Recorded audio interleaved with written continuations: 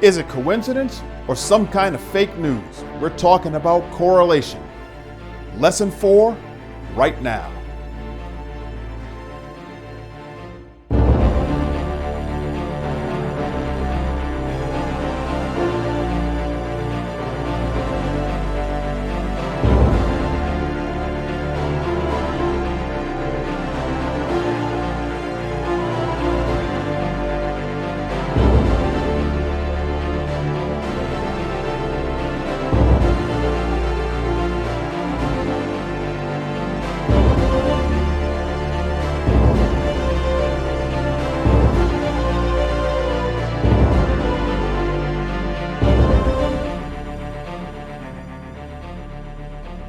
Okay, welcome back again. We're on lesson 4, which is correlation inside of our sCAP course.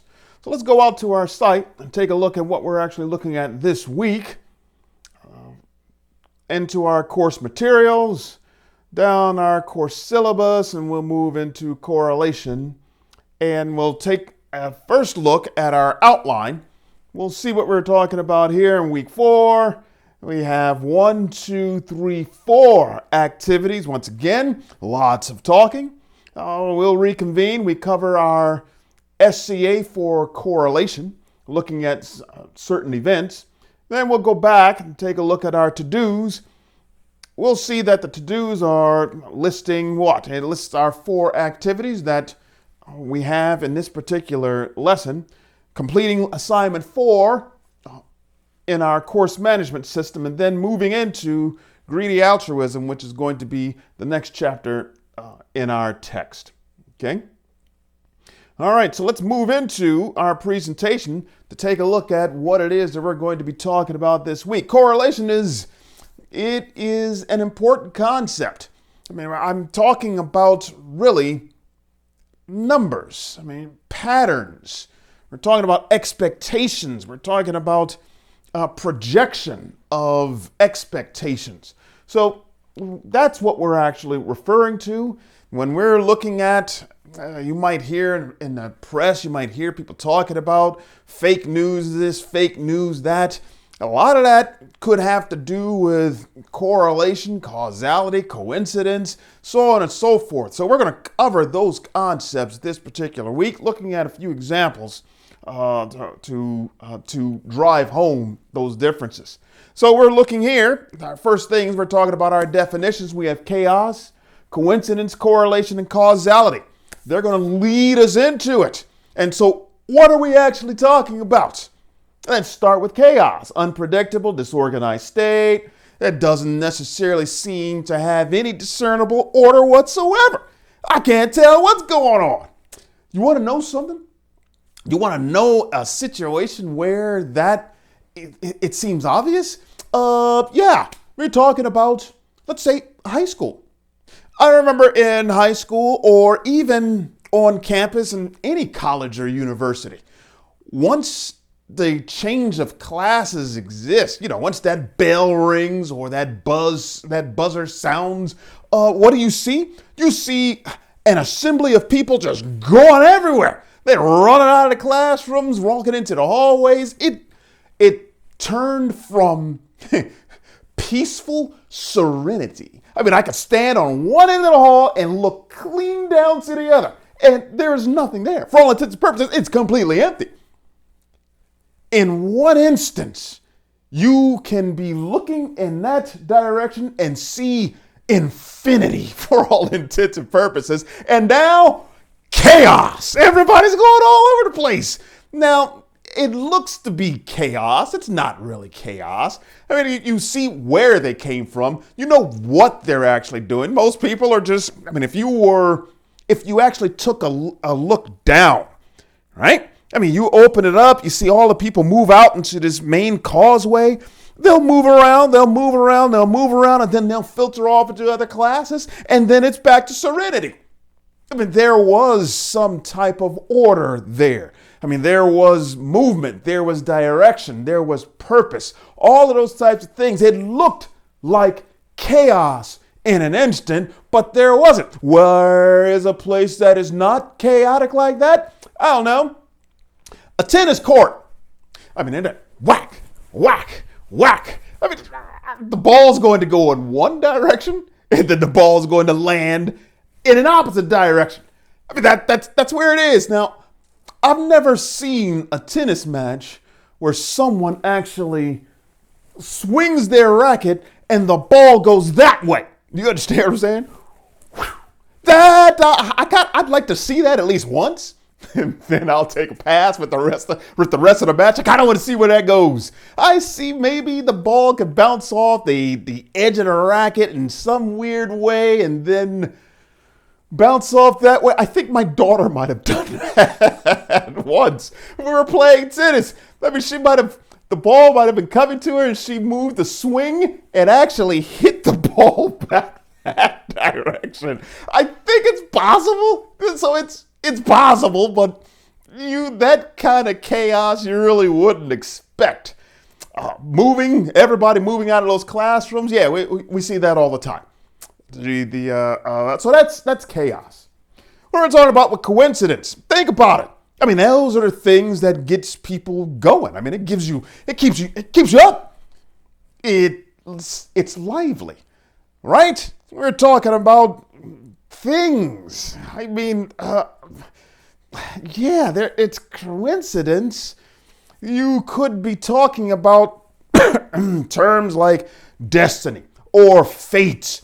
I mean, some people look at bird signs, bird feathers. Some people look at numbers popping up, coinciding with certain events.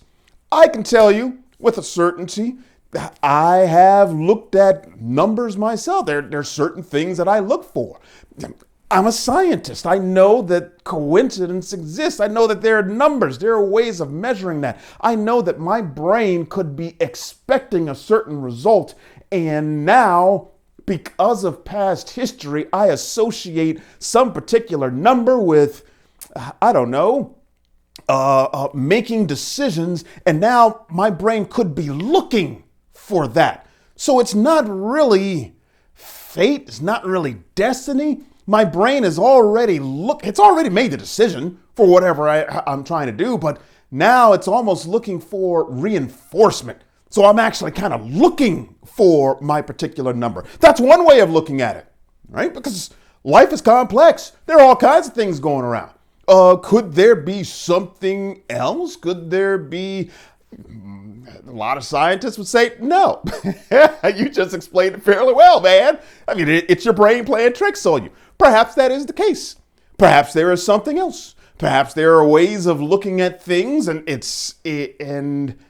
you could start to develop patterns, start to see correlative relationships. I mean, that's where that's where it kind of gets iffy. So, I mean, coincidence? I mean, you're looking at what? You're in school. The history lesson that you're talking about this week is what? I don't know, this past month or two, you've been looking and covering the Salem witch trials. And now the test for Salem witch trials in this particular 10th grade class is falling on Halloween. I mean, that's cool, right? Wow.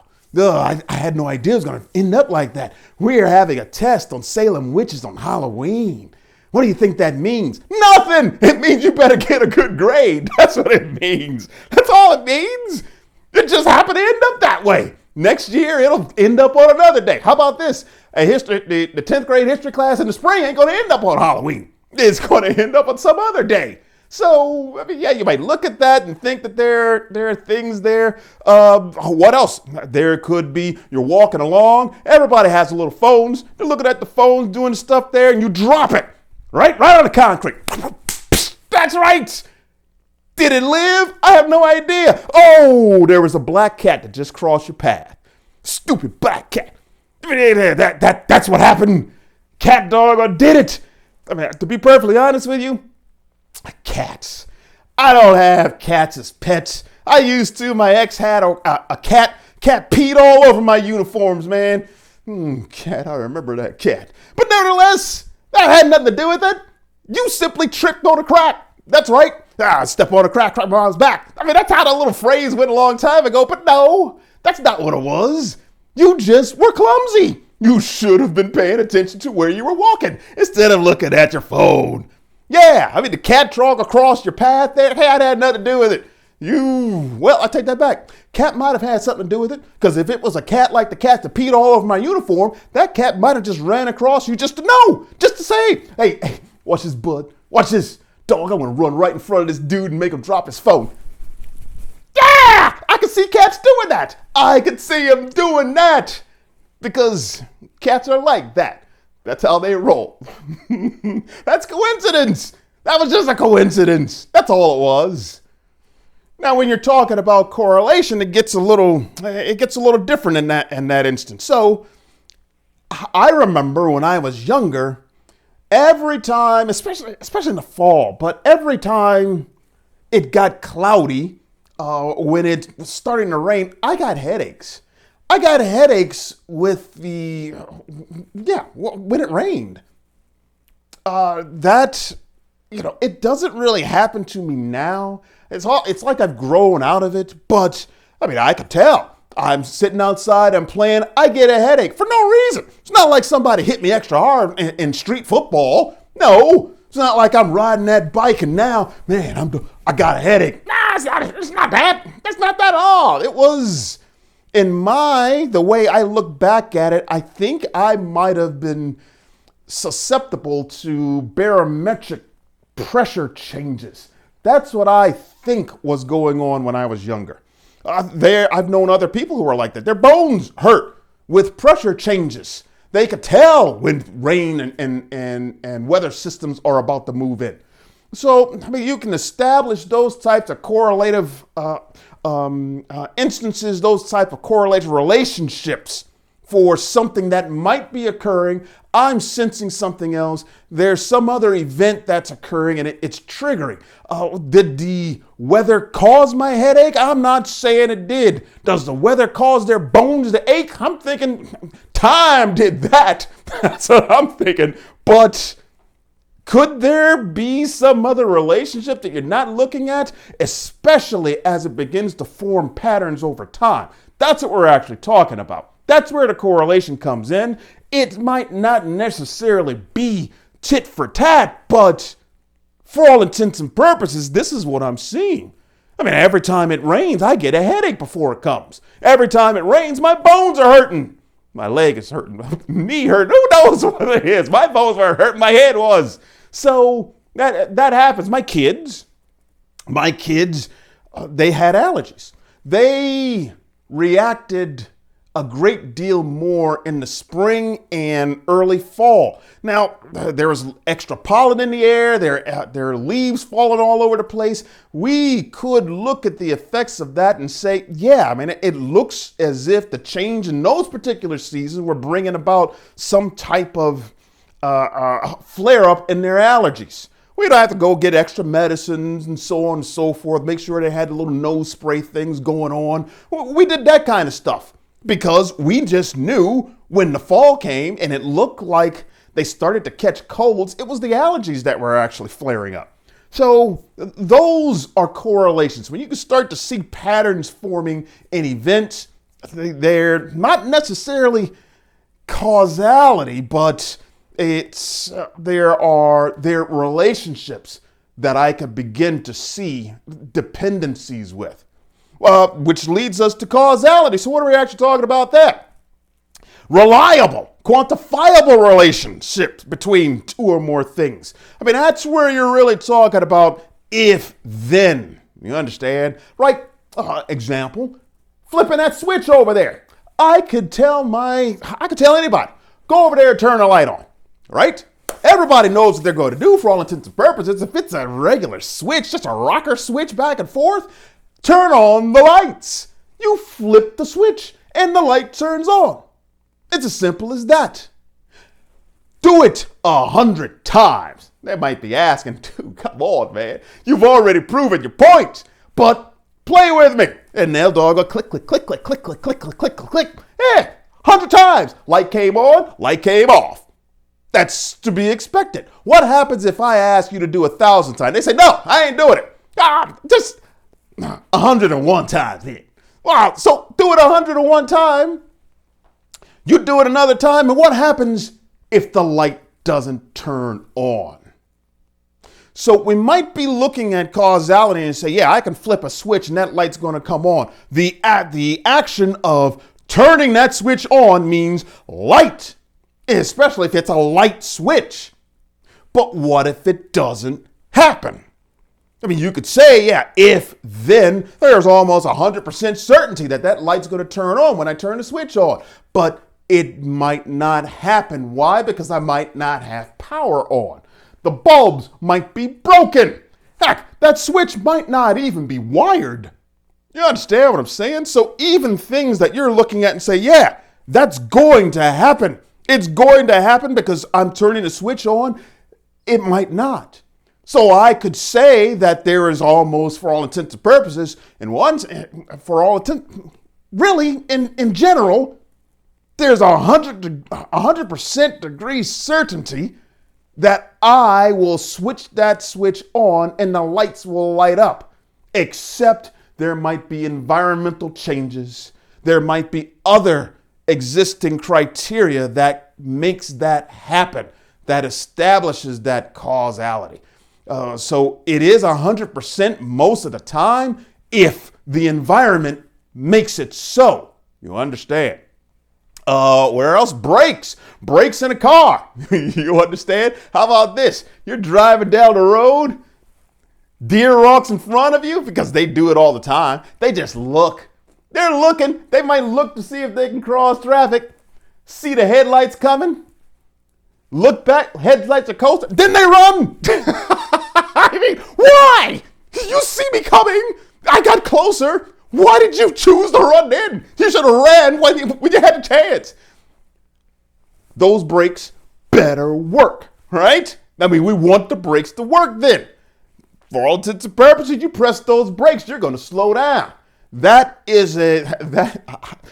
going to be a causal relationship. I want 100% every time. You understand? How about this? If it's not 100% every time, your car really, in most places, isn't legal to drive on the road. There. That's a causality that the state forces. You need to have brakes. Those brakes are going to work 100% of the time. If they're not working, you have to go get your car fixed. You have to go get it changed. It has to pass inspection, so on and so forth. So those are the types of things. Even with the brakes situation, if you don't have brake fluid, if your pads are worn down, if your calipers fail, what else? If your rotors are simply ground up. I mean, all of those things could impact how your brakes actually work, whether or not that brake system is even going to, even if you can rely upon it. Okay, so the causality of me pressing on the brakes and stopping might not actually happen. Forget all that. Ice! You can press on the brakes.